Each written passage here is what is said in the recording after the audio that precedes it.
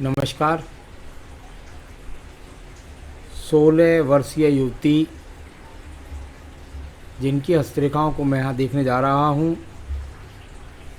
हस्तरेखाओं की जो वर्तमान की गति है उसको मैं पढ़ने वाला हूँ और आपको ये भी बताने वाला हूँ कि आपके जीवन में 5 साल तक ज़्यादा जो बातें मैं बताऊँगा उनको विशेष रूप से ध्यान रखना है, क्योंकि हस्तरेखा में रेखाएं बदलती हैं और आप तो 16 वर्ष की हैं तो आपकी हाथ की रेखाएं भी काफ़ी बदलने वाली भी हैं। चलिए बात कर लेते हैं। यहाँ पर सबसे पहले आपकी सबसे छोटी उंगली कनिष्ठा उंगली के बारे में। आपका लेफ्ट हैंड ही मुझे पूरा दिखना पड़ेगा क्योंकि आयु आपकी अभी बहुत कम है।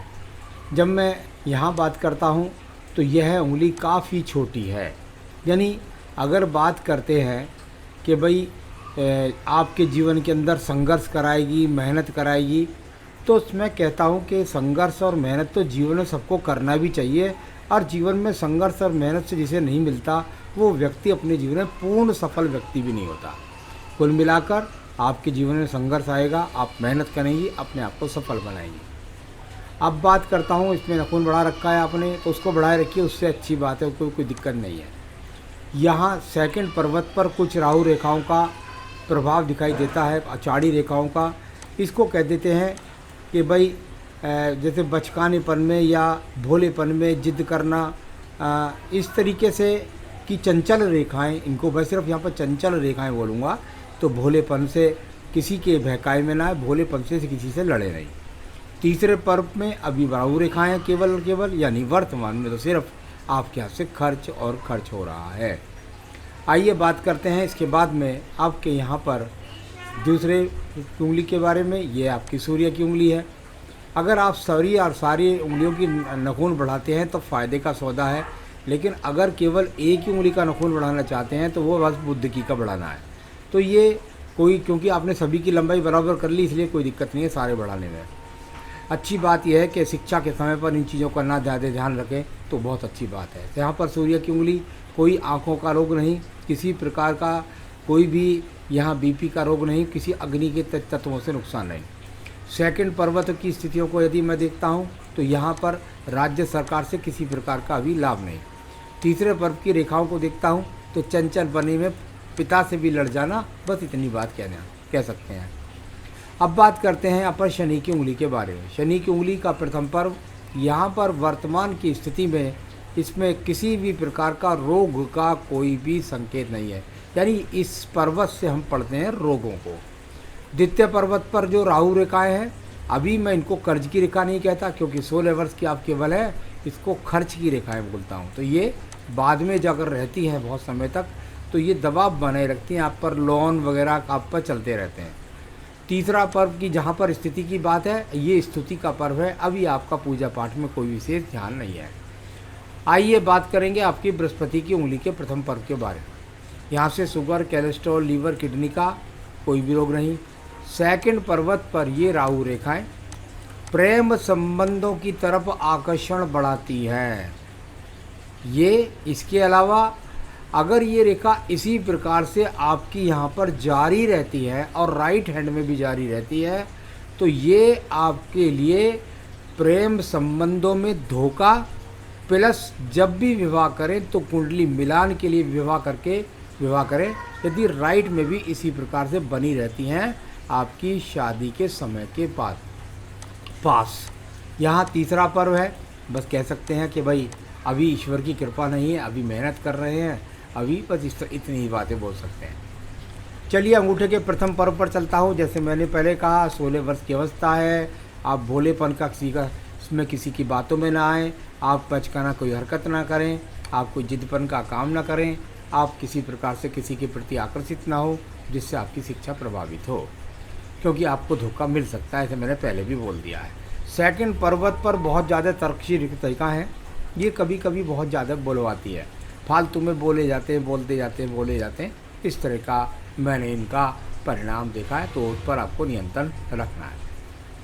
अभी नीचे का पर्व के बारे में ज़्यादा कहना ही नहीं, क्योंकि संसाधन तो वर्तमान में आप सिर्फ खर्च कर रही हैं। आइए बात करता हूँ मैं आपके यहाँ पर बुध पर्व के बारे में। यदि इस चित्र में ऐसा दिखता है तो दूसरे चित्र में ऐसा लगता है जैसे यहाँ पर कोई मछली का चिन्ह बना हुआ है, यानी यहाँ पर कोई मछली का सा चिन्ह आपको दिखता है, इस तरीके से लगता है देखने में। हो सकता है आने वाले भविष्य में ये स्वास्तिक का चिन्ह भी हो, लेकिन वर्तमान की स्थितियों में इतना कह सकता हूँ कि ये आपके जीवन के अंदर निश्चित रूप से एक अच्छा संकेत है, जो आपकी अच्छी याददाश्त के लिए और अच्छी शिक्षा के लिए दिखाई देता है। सूर्य पर्वत की गतियों पर देखता हूँ। सूर्य पर्वत की गति यहाँ पर कुल मिलाकर अच्छी है। यहाँ अभी सिर्फ इतना नहीं कह सकते कि अभी राज्य सरकार की नौकरी लगेगी नहीं लगेगी। कुल मिलाकर अभी तो सब कुछ प्रामाणिकता से सम्मान की स्थिति कह सकते हैं। ठीक है, सम्मान चल रहा है, संघर्ष कर रहे हैं। यहाँ शनि पर्व की स्थिति को देता हूँ। भाग्य का पर्व शनि का पर्व, और शनि के पर्व की यदि स्थिति देखेंगे तो शनि के पर्व की यदि आप स्थिति देखेंगे तो इस पर कुछ प्रमाणिक रूप से चौड़ापन लेकर के एक शंख की सी आकृति आपको लगेगी, जैसे ऐसे लग सकती है। अभी इस रेखा का कोई भी स्वरूप नहीं बना। सिर्फ और सिर्फ मैं इतना बोल सकता हूँ कि भाग्य के लिए संघर्ष जारी है। अभी सिर्फ भाग्य के लिए संघर्ष जारी, किसी प्रकार की कोई रेखा नहीं। बृहस्पति पर्व की स्थिति देखिएगा। बृहस्पति पर्व पर यहाँ से आपकी बुद्धि रेखा से भी रेखा खड़ी है, मल्टी टैलेंटेड रेखा शनि पर्व को दिख रही हैं, यानी कि ज्ञान के द्वारा आपके जीवन के अंदर उन्नति प्राप्त कर सकती हैं आप। ऐसे संकेत यहाँ से दिखाई देते हैं। यहाँ पर बात करता हूँ मैं आपकी हृदय रेखा की। दो मुखी हृदय रेखा और दो मुखी रेखा की अगर बात करता हूँ तो ये रेखा अगर शुरू से चले तो माँ बाप बड़े प्यार के साथ चलाते हैं, शिक्षा में सहयोग करते हैं। अभी हृदय रेखा में किसी प्रकार की बड़ी बुराई नहीं है, कोई हृदय का रोग नहीं है। किसी प्रकार से मैं कह सकता हूँ कि कोई भी जो रोगों से संबंधित स्थितियाँ हैं वो यहाँ पर दिखाई देती हैं। मन बड़ा चंचल है, बड़ी अपने आप में सीधा सज्जन प्रवृत्ति है। आइए बात करते हैं इसके बाद में यहाँ पर आपकी, और वो है आपकी मंगल रेखाएं। जब मंगल रेखाएं, ये लेफ्ट हैंड है, सिर्फ इसकी रेखाएं ज़्यादा दिन तक नहीं पर सिर्फ 5 साल तक इसकी मानी जाएंगी। 5 साल के बाद आप चाहे दोबारा हाथ दिखला सकते हैं। ये रेखाएं जब आप यहाँ से चलती हैं तो इनको कहते हैं आंदोलन रेखाएं। यानी कहाँ कर रही हैं आंदोलन? कर रही है आपके सूर्य पर्वत की तरफ। किधर देख रही हैं? बुध पर्वत की तरफ। यानी कि आप मेहनत कर रही है, किस लिए? ज्ञान के लिए, धन के लिए, ऊंचाइयां प्राप्त करने के लिए। ऐसा नहीं है कि स्वप्न देखती हैं, मेहनत भी करती हैं। अब बात करता हूं मैं यहाँ पर आपकी बुद्धि रेखा के बारे में। बहुत नियंत्रित बुद्धि रेखा, अपने आप में अच्छी बुद्धि रेखा है। इसको कोई ऐसा बुरा परिणाम नहीं कह सकते। अभी तो सिर्फ क्योंकि अब बाद में थोड़ा सा अजीब कैसा लगेगा आपको देखने में। और दूसरे हाथ के अंदर इधर भी बहुत सारी चंचल रेखाएं हैं। यानी कुल मिलाकर जो नीचे वाली स्थिति में इतनी सारी रेखाएं हो जाए तो वही बात मैं फिर दोहराता हूँ, भोलेपन में किसी का शिकार ना हो, किसी के बहकाए में ना हो, बचकाना हरकत ना करें, चंचलपन से बचें जिससे आपकी शिक्षा, और जिद्दपन से बचें जिससे आपकी शिक्षा प्रभावित ना हो, क्योंकि ये रेखाएं इस प्रकार की गतिविधियों को करवाती रहती हैं। आइए बात करते हैं इसके बाद में हम आपके यहाँ पर बात करेंगे आपकी भाग्य रेखा के बारे में। देखिए बुध रेखा अच्छी साथी प्रमाणित रेखा है, एक ही रहती है तो बहुत अच्छी रहती है, अच्छा ज्ञान प्राप्त करती है। तो अभी ज्ञान सही है, आपकी बुद्धि ठीक है। भाग्य रेखा का स्वरूप भी अभी मैं देखता हूँ तो बहुत आगे तक मुझे लगता है सीधी रेखा आगे धीरे धीरे चली जाएगी, तो इसकी मुझे कोई ज़्यादा चिंता नहीं है। भाग्य होगा, दूर कर घर से दूर जाएंगे, वहाँ से शिक्षा प्राप्त करेंगे। तो कुल मिलाकर अभी भाग्य शिक्षा के साथ अच्छा आपका सहयोग दे रहा है। बस वो भोलेपन से और चिंतापन से और किसी फालतू बात से बचें। तो ये प्रगति कारक रेखाएँ भी आपकी आयु कारक रेखा में लगी हुई है। अब बात करता हूँ मैं इसके बाद में आपके पर्व की, और वह है शुक्र पर्व। संसाधनों के पर्व की यदि बात करते हैं तो इसको अभी इसलिए नहीं बोल सकते कि यहाँ से अभी कोई ऐसी रेखा दिखाई नहीं देती कि आपको बच्चों का सहयोग मिलेगा। ये सब बातें फालतू की बात हैं। अभी सिर्फ इतनी बात है कि संसाधन सही मिले हुए हैं, आप अच्छी तरीके से उन संसाधनों का उपयोग करके अपने जीवन की ऊंचाइयों को प्राप्त करें। आयु रेखा आपके हाथ की बहुत अच्छी है, तो मजबूत रहनी ही रहनी है, इसमें कोई शक नहीं है। ये तो कहीं 85 वर्ष के आसपास पहुंच जाती है, तो आयु रेखा की भी मुझे कोई चिंता नहीं है। शुक्र और मंगल के बीच में एक रेखा है, इसको शुक्र मंगल बोल देते हैं क्योंकि मध्य में है थोड़ा सा। बस अपना संसाधन भी भोगती रहेंगी और मेहनत करके अपनी ऊंचाइयों को भी प्राप्त करती रहेगी।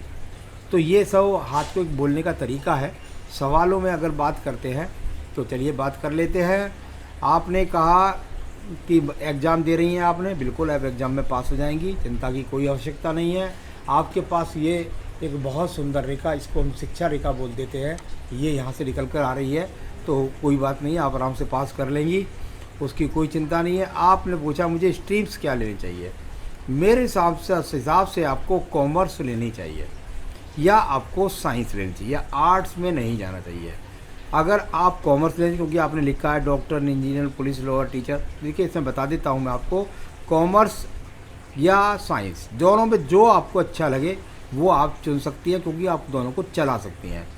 यदि साइंस चुने तो इंजीनियरिंग क्षेत्र चुने, और यदि आप कॉमर्स चुने तो सीए, चार्टेड अकाउंट का क्षेत्र चुने। तो ये इस तरीके से बनता है। और तो ये आपके सेक्टर मैंने बताए कि किस किस तरह से आप इनको लेंगी तो इनमें ज़्यादा प्रोग्रेस अच्छी तरीके से पाएगी। शादी के बारे में अभी इतना कह सकते हैं कि 24 से पहले तो कहीं दिखाई नहीं देती, अभी उसकी कोई रेखा प्रमाणित नहीं बनी है, तो उसके बारे में ज़्यादा ज़रूरत नहीं है। और अरेंज मैरिज ही करना, क्योंकि कुंडली हाथ के अंदर वो रेखाएं बन चुकी है कि आपको कोई बहका सकता है, आपको कोई धोखा दे सकता है। इसलिए विवाह जब भी करें कुंडली मिलान करके करें। मुझसे कुंडली मिलवा सकते हैं या किसी से भी अच्छे विद्वान से कुंडली मिला सकते हैं। तो अभी विवाह की तो कोई रेख पात ही नहीं है, और आगे आपकी लाइफ बढ़िया है। शिक्षा से आप अच्छी ऊंचाइयों को प्राप्त कर सकती हैं। क्या करें, पूजापन, जो पूजा जिससे आप अपने जीवन में किसी भी तरह की मुसीबतों का सामना ना हो। बस कुछ नहीं करें, हनुमान चालीसा पढ़ें और शिव चालीसा पढ़ें। बस प्रतिदिन पूजा में शिव चालीसा और हनुमान चालीसा दोनों पढ़ लिया करें, आपकी सब समस्याएं हल हो जाएंगी। नमस्कार।